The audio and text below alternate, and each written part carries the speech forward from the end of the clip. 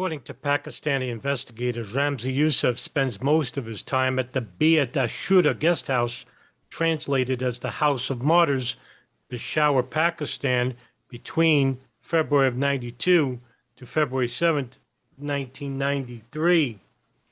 The house is funded by none other than Osama bin Laden.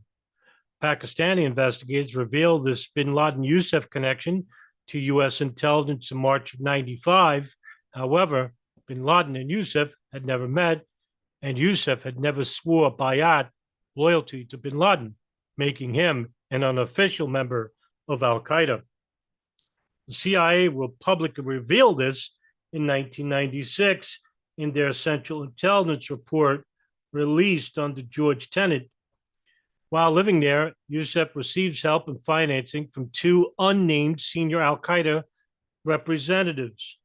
Yousef will later be arrested at another nearby safe house in February of 95, with bin Laden's address found in his front pocket, according to the London Times, dated October 18, 1997.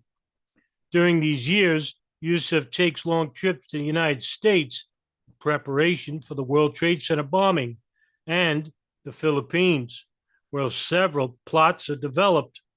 He also uses an Al Qaeda-influenced mosque in Milan, Italy, as a logistical base. The Al Qaeda base exists between 1993 to 97 in Milan. He also gets considerable help from the Pakistani ISI, the intelligence services of the country. When Yousef returned to Pakistan in May 15, 1992, he uses an Iraqi passport bearing a visa issued by the Pakistani embassy in Baghdad. However, the seal on the visa is not the official one, and the signature of the visa officer is faked.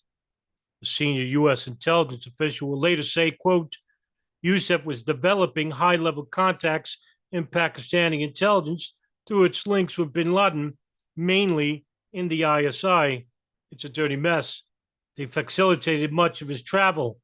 Getting airport officials to turn a blind eye to his travel would have been nothing, end quote. Also, this would lend to the evidence that Iraq was going to be blamed for whether plots Yousef would come up with and be successful. In 1993 World Trade Center bombing aftermath, U.S. officials, including right-wing pundits like Laurie Malroy, laid blame to the country and facilitated the bombing, when in reality, they had nothing to it.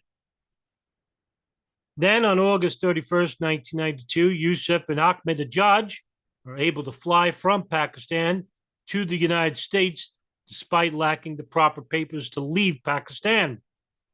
U.S. intelligence officials will later claim senior ISI officials helped Yousef enter the United States, according to Simon Reeve in the book, The New Jackals.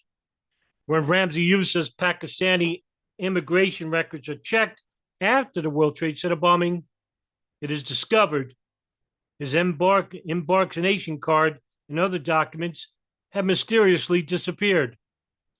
ISI agents had access to the room where the records were stored.